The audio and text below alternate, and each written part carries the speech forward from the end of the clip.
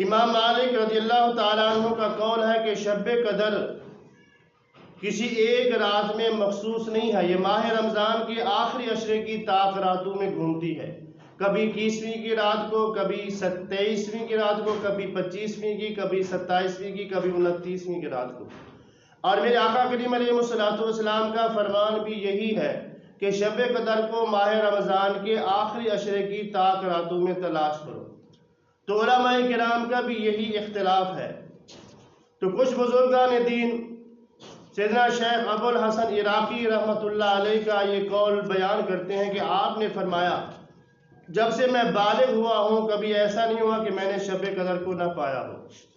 تو وہ ان کا تجربہ ارشاد کرتے ہیں کہ آپ رحمۃ اللہ علیہ نے فرمایا جب ماہ رمضان کا پہلا روزہ اتوار اور بدھ کا ہو تو شب قدر 29ویں کی رات کو آتی ہے، اور جب پہلا روزہ پیر کا ہو تو شب قدر 25ویں کی رات کو ہوتی ہے، جب پہلا روزہ منگل اور جمعے کا ہو تو شب قدر 27ویں کی رات کو ہوتی ہے، جب پہلا روزہ پیر کا ہو تو شب قدر 23ویں کی رات کو ہوتی ہے، اور جب پہلا روزہ ہفتے کا ہو تو شب قدر 23ویں رات کو ہوتی ہے۔ اس کے علاوہ بزرگان دین محدثین کرام کا یہ قول ہے کہ شب قدر ماہ رمضان کی 27ویں کی رات کو ہوتی ہے۔ حضرت ابی بن کعب رضی اللہ تعالیٰ عنہ کا بھی یہی قول ہے کہ شب قدر ماہ رمضان کی 27ویں کی رات کو ہوتی ہے۔ حضرت عبداللہ ابن عمر رضی اللہ تعالیٰ عنہ کا بھی یہی بیان ہے کہ شب قدر ماہ رمضان کی 27ویں کی رات کو ہوتی ہے۔ حضور سیدنا شیخ عبد القادر جیلانی رحمۃ اللہ علیہ کا فرمان بھی یہی ہے کہ شب قدر 27ویں کی رات کو ہوتی ہے۔ سیدنا شیخ عبد العزیز محدث دہلوی رحمۃ اللہ علیہ کا بھی یہی قول ہے کہ شب قدر ماہ رمضان کی 27ویں کی رات کو ہوتی ہے۔ اور وہ اس کے بارے میں بتاتے ہیں کہ لفظ لیلۃ القدر اس میں 9 حرف ہیں، لیلۃ القدر میں 9 حرف ہیں، اور یہ کلمہ سورہ قدر میں 3 مرتبہ آیا ہے، تو اگر 9 کو 3 سے ضرب دے تو یہ 27 بنتی ہے۔ تو اس بات کی طرف اشارہ ہے کہ شب قدر 27ویں کی رات کو ہوتی ہے۔ اسی طرح پوری سورہ قدر میں 30 کلمات ہیں، اور اس سورت کا 27واں کلمہ ہے وہ ہے ہیا کا مرجع جو ہے شب قدر ہے، یعنی یہ اس بات کی طرف اشارہ ہے کہ شب قدر ماہ رمضان کی 27ویں کی رات کو ہوتی ہے۔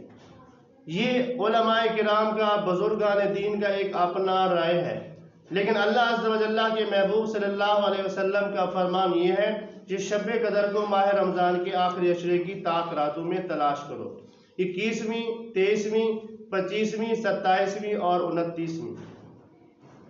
تو اس رات میں اللہ تعالیٰ کی عبادت کرنے والا شب قدر کو پا لیتا ہے۔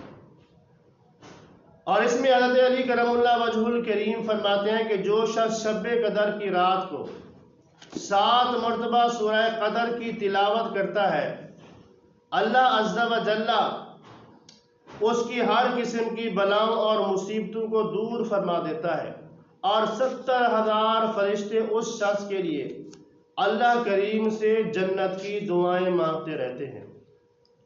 تو اللہ عز و جل فرشتوں کی دعاؤں کو رد نہیں کرتا، گویا کہ جو اس رات میں سورہ قدر کی تلاوت کرتا ہے تو اللہ کریم اس کو جنت عطا فرماتا ہے۔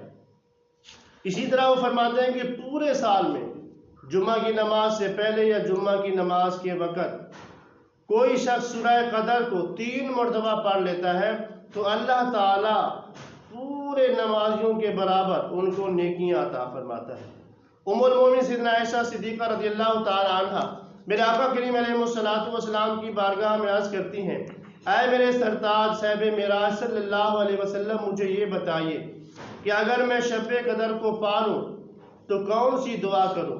تو اللہ عز و جل کے پیارے حبیب صلی اللہ علیہ وسلم نے ارشاد فرمایا کہ جب تم شب قدر کو پالو تو یہ دعا کرو، اللہم انک عفو تحب العفو فاعف عنی، اے اللہ تو معاف فرمانے والا ہے اور معاف فرمانے والوں کو پسند کرتا ہے، اے باری تعالیٰ تو مجھے بھی معاف فرما دے۔ یعنی یہ دعا آپ صلی اللہ علیہ وسلم نے ام المومنین حضرت عائشہ صدیقہ رضی اللہ تعالی عنہا کو تعلیم فرمائی۔ تو بزرگوں دوستو، شب قدر کی رات بڑی اہمیت کی رات ہے، بڑی فضیلت والی رات ہے۔ اس رات کو غفلت میں نہ گزاریے، بلکہ اس رات کو اللہ تعالیٰ کی عبادت میں گزاریے، ذکر و اذکار میں گزاریے، قرآن پاک کی تلاوت میں گزاریے۔ تو اس رات کا ثواب یہ ہے کہ اس رات میں اللہ کی عبادت کرنے والے کو 1000 مہینوں سے زیادہ ثواب عطا کیا جاتا ہے۔ گویا کہ جو اس رات میں اللہ کی عبادت کرتا ہے اس نے 83 سال 4 مہینے اللہ تعالیٰ کی عبادت کی، اور اس کے گزشتہ سارے گناہ اللہ کریم معاف فرما دیتا ہے۔ لیکن جو بدبخت اس رات کی سعادت سے محروم رہا، وہ تمام کی تمام بھلائیوں سے محروم رہا۔ وہ محروم ہی کیا ہے؟ حقیقتاً وہ تمام بھلائیوں سے محروم ہی ہے۔